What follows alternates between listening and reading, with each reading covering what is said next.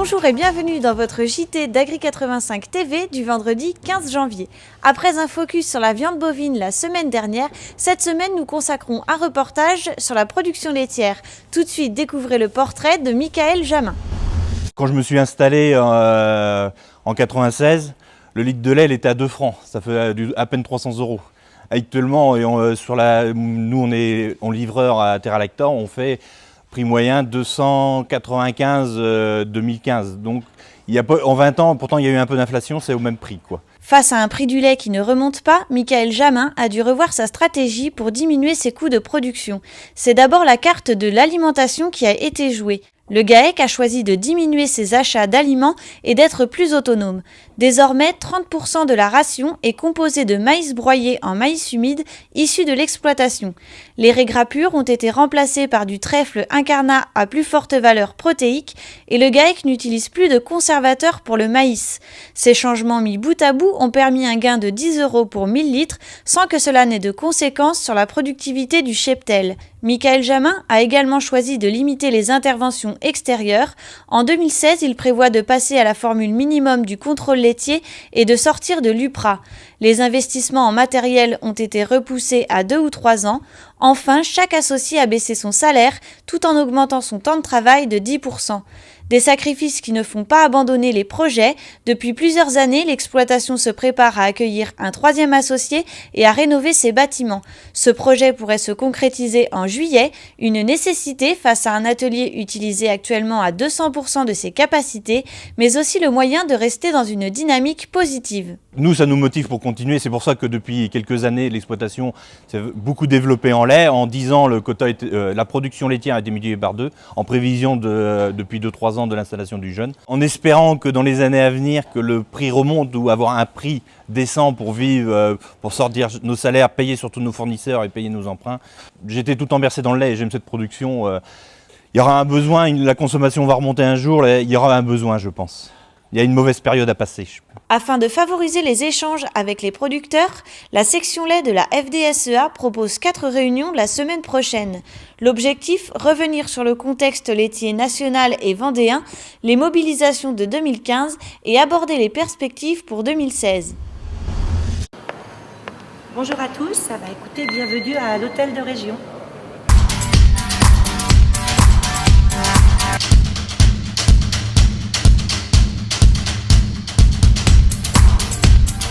Je sais la situation difficile dans laquelle ils se débattent, puisque aujourd'hui la crise s'est approfondie.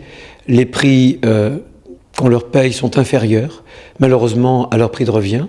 Je voudrais leur dire qu'on se mobilise, on est en train de construire un plan d'urgence pour qu'on puisse, en tout cas, ils puissent sentir la région à leur côté. J'en ai marre que beaucoup présentent les agriculteurs comme les boucs émissaires.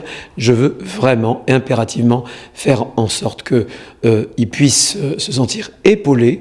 C'est dans ce sens-là que j'ai choisi en même temps de m'entourer d'abord de 3 élus qui sont des conseillers régionales, qui sont agricultrices. En Vendée, c'est Lydie Bernard. C'est même Lydie Bernard qui va être présidente d'une nouvelle commission, une commission agricole, que nous créons tout simplement pour dire que l'agriculture, pour nous, c'est dans nos priorités. Je continue à servir le collectif, plutôt maintenant Pays de la Loire, mais je servais tout avant le collectif vendéen, régional, Grand Ouest.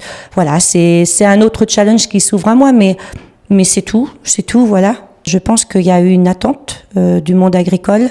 J'espère pouvoir apporter, on va dire, un peu avec notre commission et avec le conseil régional, un peu de positif dans ce monde, mais ce que j'ai surtout envie de dire aux Vendéens, c'est que dans ces moments difficiles, il faut vraiment qu'on se serre les coudes tous ensemble. Et peut-être qu'effectivement, le vivre ensemble porté par le scrutin, il faut vraiment qu'on le mette à bon escient pour servir l'agriculture vendéenne et ligérienne. Et maintenant, au travail!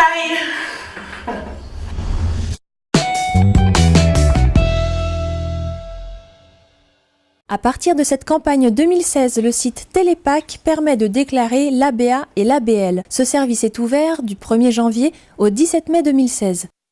Pour déclarer, il faut prendre en compte l'effectif de vaches présentes dans l'exploitation le jour de la déclaration. Cet effectif sera retenu pour le calcul de l'aide. Sont considérés comme nouveaux producteurs les exploitants ayant débuté une activité d'élevage bovin depuis moins de 3 ans. Pour les exploitations en forme sociétaire, seules les exploitations dont l'ensemble des associés ont débuté une activité d'élevage depuis moins de 3 ans sont considérés comme nouveaux producteurs. À noter également la période de détention obligatoire sur 6 mois. Pendant cette période des 6 mois, il sera possible de vendre des vaches qui seront alors remplacées par des génisses dans la limite des 30%. Pour les troupeaux mixtes, une seule déclaration est possible. Il faudra donc arbitrer au mieux entre les effectifs des vaches laitières et allaitantes.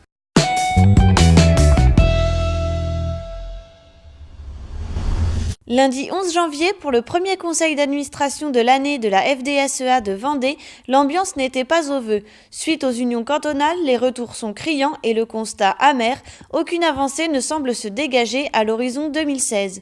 Les représentants syndicaux s'interrogent, si les prix à la consommation n'ont pas diminué, la hausse de quelques centimes n'a pas bénéficié aux agriculteurs. Dans ce contexte, le président Brice Guyot et le secrétaire général Éric Coutan ont annoncé une réunion exceptionnelle dans les prochains jours en présence des organismes bancaires et des coopératives.